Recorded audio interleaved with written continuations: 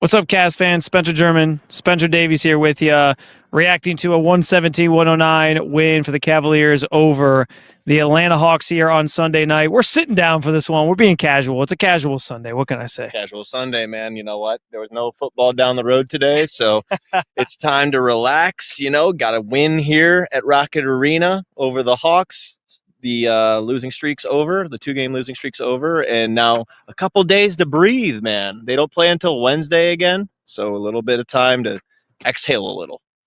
Yeah, listen, it's been a long weekend. It was Halloween. We were like, let's just keep it casual Sundays, sit down Sundays we call them. Keep it casual. I like it. Yeah, we're having some fun. Obviously a big win for the Cavs to get to 4-3 on the season. I think like there's a number of things that we'll get into in terms of what sort of stood out.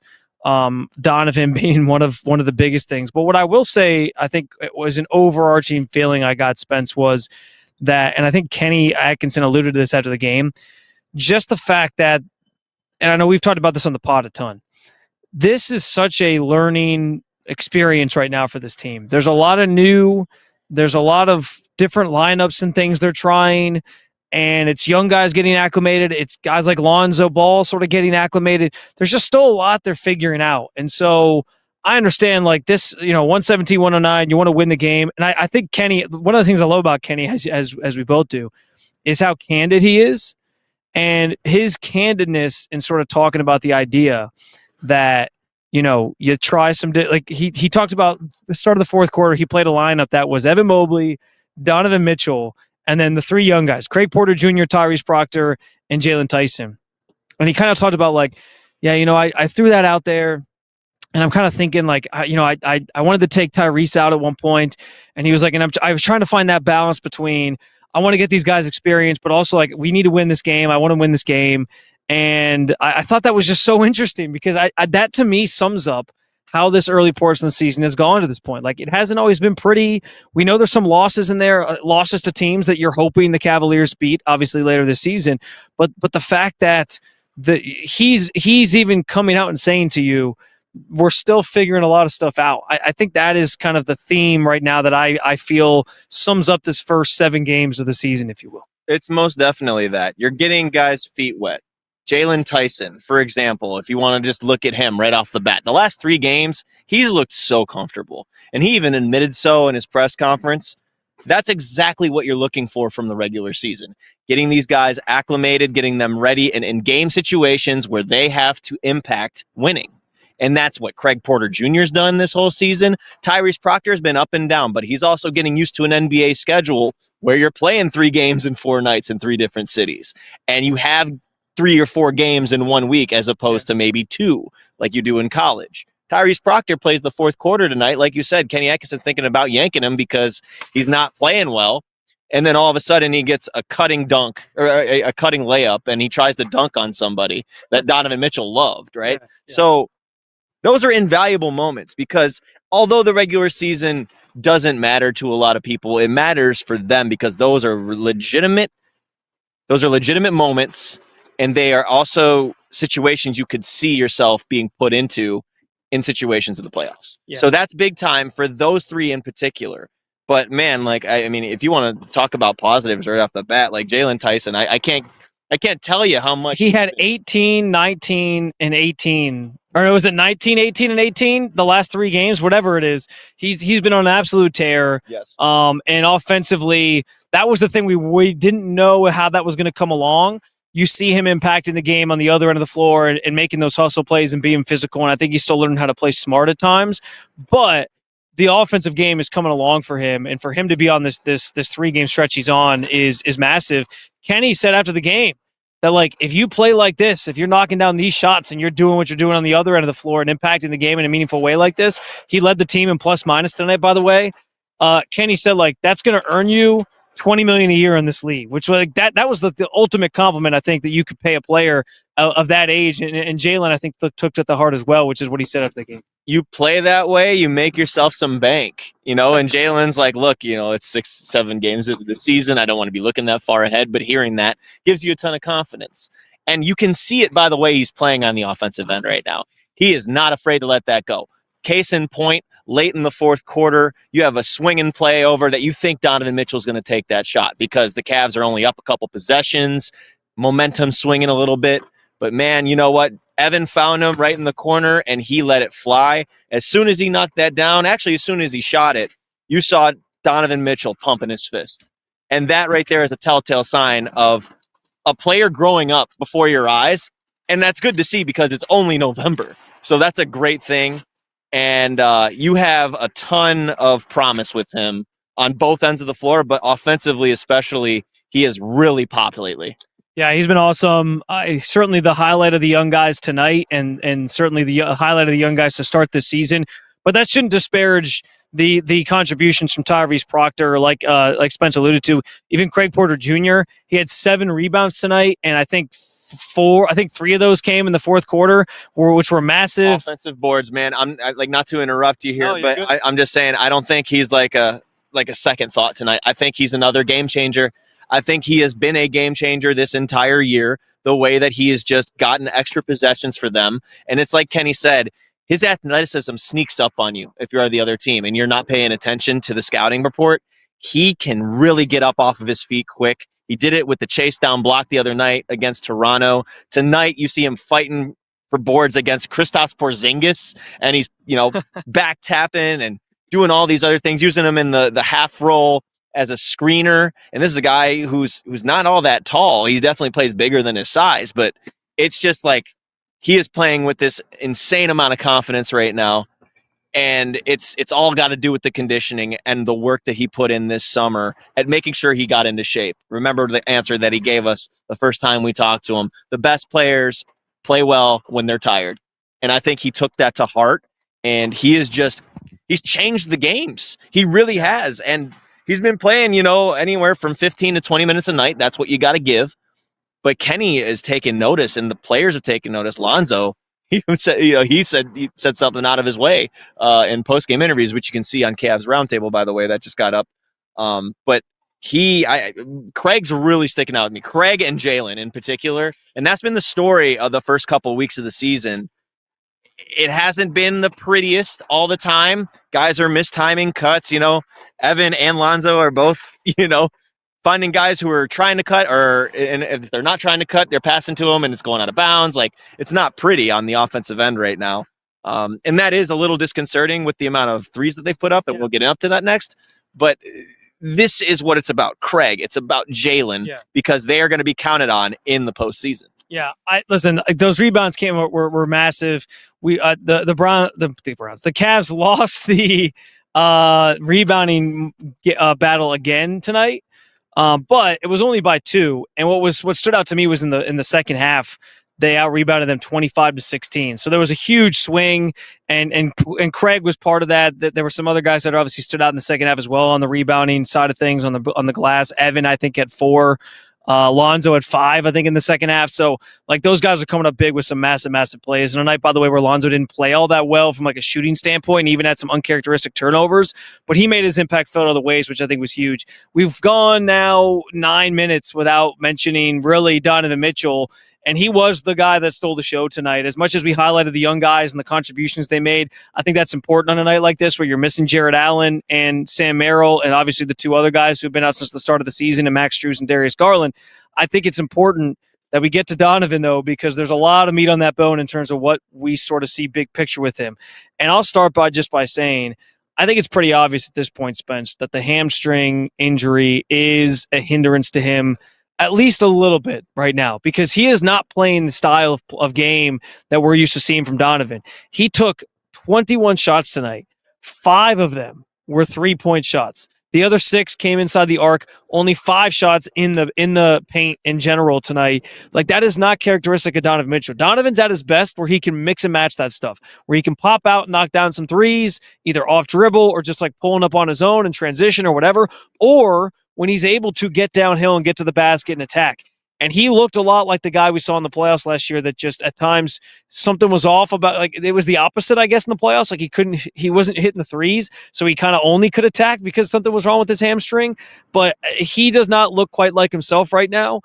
I'm not saying that it's time to panic or anything, but I like this. The Cavs have to tread lightly here. They have to be careful I know guys are out, so you're putting a little bit more on his plate right now. He had 37 points tonight. There's not a lot to be mad about when it comes to Donovan Mitchell if he's dropping 37 points. But the usage is an important thing. They just need to be mindful of like what they're sort of putting on his plate, which is why he sat out Friday. I don't know. I think it's notable that his shot profile just is not what it usually is right now. And for it to be happening this early in the season, I think is at least something that can be a little concerning, I think, at this point for the Cavs. I think so too. Again, it's November 2nd, so you want to go through this stuff now. Kenny said that as much after Toronto. He's like, "Look, we've been the picture of health since I've been here. Yeah. Now you've got until the playoffs last year. DG, Max Strus is down. Jared Allen's got a broken finger. Sam Merrill's got a hurt hip. Donovan's dealing with this hamstring injury. So you have a laundry list going on right now. With Donovan, you have to be a little bit more restrictive, I think, at this point of the year, which is actually kind of surprising because Kenny's the first one to tell you about performance staff stuff and making sure that he's hitting benchmarks and making sure that he's not being overused. I think it's happening right now by nature, if that makes sense, because they don't have that go-to scorer on the floor right now, and he's just kind of the one taking the mantle. You talk about the shot profile. I'm right with you, man. What I saw tonight and what I saw in Boston was not Donovan. It's not Donovan. It's not getting downhill enough. He had to think a couple floaters today, maybe one dribble pull up there in the fourth quarter, but he is not getting downhill. And it's a lot of catch shoot. It's a lot of pull shoot. And sometimes it's not the greatest of shot selection. But maybe that's just a byproduct of his hamstring bothering him. He said in the post game that he was feeling sick. So maybe that's part of it. And I know that you didn't really lean on to believe that too much. Me. It's not that I don't believe that he could be dealing with a sickness. I just think him brushing off the hamstring. Yeah. I mean, he's gonna. It's not that I expected him to say, it's really killing. Like I'm not expecting him to do that. Competition. He's not going to give anything away like that. But I think him just being like, oh no, I'm just sick. Like I just kind of laughed in my head because I was like, it's pretty obvious. Like we can tell that you're not yourself right now. That something's bothering you. And the easy assumption is it's the thing that kept you out of the game on Friday, obviously. And again, I'm not saying like sound the alarms. I get why it's happening. You're missing a lot of key players right now. And if you're trying to get through this early stretch of the season while winning some games, yes, you're going to have to lean on Donovan. Of course, that's going to happen. You look around the league at other teams that are missing their star players because of similar soft tissue injuries that then turn into bigger issues. You know what I mean? Like we saw that in the playoffs last year. I just hope that they are careful. I think they are being careful. It's not that I'm doubting that, but yes, like when it's November 2nd and you're already hearing about this with Donovan, I just start to think to myself, okay, like you got 75 games to still get through here. How are you going to navigate this?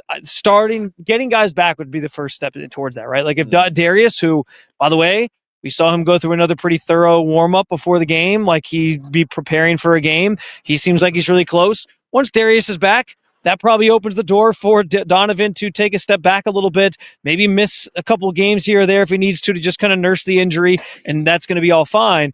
But you have to kind of get some of these guys back to get to that point, because right now it's pretty evident, and that was clear tonight, they are so reliant on Donovan to sort of pull them up in certain moments in games, and obviously they don't win the game tonight without him. Well, it's nice, too, because now that you have someone like Lonzo and you can start depending on a guy like Craig Porter Jr., and when DG comes back, even, the way that they've been putting the ball into DeAndre's hands, you have ball handlers now. So if they need to be like, hey, Donovan, take a week off, take 2 weeks off, if they need to go there, then you can still stay afloat, right? And as we were talking about earlier, Jalen Tyson's getting a little bit more comfortable now off the ball, being able to take shots from the corner and cutting. Then you're going to have enough. You're going to have enough to get by. And we know that Darius Garland's someone that like runs an offense too. So it's like if Donovan's out, you're still going to be okay. You still got a bunch of scoring talent on your team. That's why you went out and got a Hunter last year at the trade deadline. That's why Evan Mobley is in the midst of his development as a scorer at the moment. So you're still okay. This is what you want to do in the regular season. I understand what you're saying and where you're coming from, where hamstring injuries, they linger and then they turn into, oh no, you don't want to say the A word. You don't want to see that three-letter acronym, right? So you don't want to go there. But what's surprising to me, though, is we're having this conversation now, and yeah, maybe it's because Sam Merrill's out and all those other 4 guys are out, is that Kenny's the one that's the most precautious I think I've ever seen as a coach. For sure. So if he's not worried about it, then I'm not as worried about it. That's how I look at it, because he is hammered home, making sure that they're not only ready to return, they're ready to perform when they get back. So if he's not being that overly protective of Donovan right now, then maybe it's not as bad as we're leading on. So you think I'm being overreacting? You think I'm overreacting? I don't think you're overreacting. I think it's not as bad as we. Yeah. No, listen, that's fair, and they're the experts. Yeah. I'm trusting their judgment on this as well, and I think you're right. Like, Kenny is very precautionary. I don't think he would put him out there if he didn't think he was going to be okay. Right. But Donovan won that battle on Wednesday, though. I can tell you that right now, because Donovan should not have been out there. Yeah. Well, and I think that's probably, he misses Friday because he played Wednesday. Like, there's a lot there. But yeah, and I know Donovan wants to play, and I actually wanted to ask him about that after the game. Like, how do you strike that balance between, you might be dealing with something, but you want to be out there, but it's also early in the season and you have to play the long game. I think that's something that somebody who is as fierce of a competitor as Donovan is, like, that's a battle they fight in their head, right? Like, they want to be out there. They want to help their team, but it's not easy. So listen, regardless of the situation, kudos to him for still providing 37 points tonight and essentially carrying this team to victory. Here's the other thing. Like, we talked about the guys missing. I think it's pretty obvious that the scoring threats just weren't there tonight. Like, there was, especially with Evan. Evan struggled early on. He went into the fourth quarter. He only had 6 points. Mm-hmm. He was not shooting very well. I think it was 3 of 11 going into the fourth. Just nothing was really clicking for him. The threes weren't falling. He had a couple go in and out in terms of shots that he just wasn't getting. It was just kind of one of those nights for him. But what I will say about Evan is, like he usually does, he finished strong. He had 8 points in that fourth quarter. He actually hit a big 3 in the fourth quarter to put the Cavs ahead 109-100 and basically like separate themselves from the Hawks enough that they were able to win the game. That felt like a big shift for him, and you could tell that one sort of like got him fired up a little bit. You kind of saw him, like, he held up the follow through and all that. So I think that was a kind of nice way to see him finish, and he was there to sort of provide that support for Donovan in that fourth quarter and help lift this team to victory. I think I know you want to talk about this a little bit more. Kenny gave a really, really good answer in talking about, Donovan gave a really, really good answer in talking about Evan and how Evan is trying to figure out that balance of, when do I attack? When do I pull up and take a 3? When do I figure out, okay, they're converging on me, I got to pass out, and how difficult of a thing that is to sort of figure out. It's another layer to why this beginning portion of the season, Spence, is such a learning process for this team. And a lot of people have to understand, too, the human element of this. This is someone coming off his first season as an All-NBA second-team member, someone coming off his first Defensive Player of the Year win. He is 24 years old. And I know he's not given enough right now. I understand that. I took the kid's glove off before the season started. I understand this. But you also have to take that into effect. Like, you can tell by body language where someone is. He's in between right now. He's caught in between. But like Don said, making the right reads is half the battle. And the more defenses you see, the more different types of coverages, the more different types of calls, whether someone's sending 2 at you when you have the back to the basket, or if someone's just going to play you straight up. Like, you have to learn how to make reads in those situations in a split second. It's the 0.5 rule. Evan has to find that balance between taking those threes and stretching the floor and getting downhill, because he's really good at that. He's good at getting downhill and either tacking and drawing a foul, or actually being able to spray out to the shooter. And he's got really good vision. I think he's good in the face-up game. I think he's gotten better. He's got a lot to like. He just has not put it all together yet, and I think that is okay. that he hasn't put it all together yet, because he's really, really got a lot of potential. And it's so hard for a lot of the fans to see and hear the word potential, I think, because there's so much expectation on this team. But it's just something that comes with it. And I think the fact that Donovan understands that, the fact that Darius understands that, and the coaching staff, I think it helps him. But Evan is nowhere near a finished product, guys. Like, I think a lot of people want him to be a finished product right now, but right now is not coming for a 24-year-old who's getting this change and this evolution and maturation of his offensive game. Yeah, it's going to come with time, like a lot of things with this team right now, and I think that's okay. Any final things you wanted to hit on from this game specifically? I was going to bring up real quick. The Cavs need more from Larry Nance Jr. He was in the starting lineup tonight. Listen, I know he's going to be a role player for this team, but I noted this during the game. He hit 2 threes in the Knicks game when we were there in New York. He's hit 2 threes since. And that's part of his profile. Like, part of his profile and why they liked him is, like, this isn't Tristan Thompson, who is an important veteran in terms of, like, leadership and vocally and all that on this team. But he has that, but he also has the ability to stretch the floor. He can do some things that even Jared Allen can't do. They're going to need him to be able to be a threat from out there. I think it's probably just an early season slump, and that's okay. But like that continues to stand out for me, because this, like, he's been a good 3-point shooter throughout his career. He shoots, like, I think, like, 38 for his career, something like that from 3. Like, I think it's going to come with time. But that's something that I think is lacking right now as well, to go along with everything else that this team's kind of working through. 40% with the Hawks last year, and the volume got increased, and that's why they're like, oh, Junior, he's grown up a little bit in that area, and he still brings the intangibles, the rebounding, the defense, the dribble handoff plays. Like, he still has that IQ. So yes, he can help him there. The thing I wanted to note, and I was laughing at this, I just don't understand how you get doubled up in the paint and win. And then you look at the fast break points. Okay, so the Hawks had 60, the Cavs had 34 in terms of points of the paint.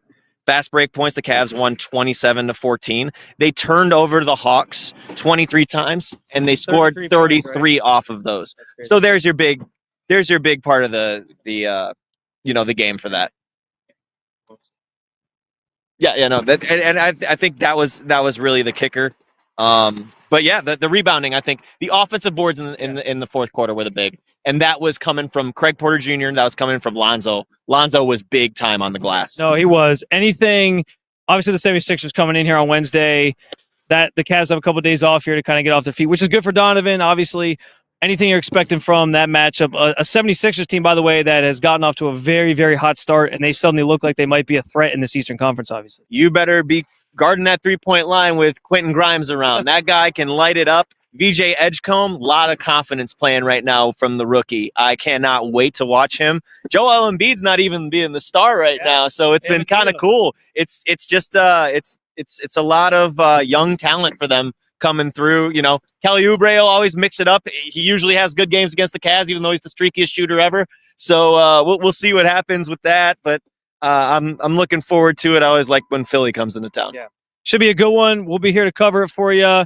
As always, you can head on over to the link at the bottom of the screen there, roundtable.io/sports/NBA/ Cavs or Cavaliers, whichever it is. It's scrolling down there. It's at the bottom. Let me get a little closer. Yeah, Cavaliers. Cavaliers. There we go.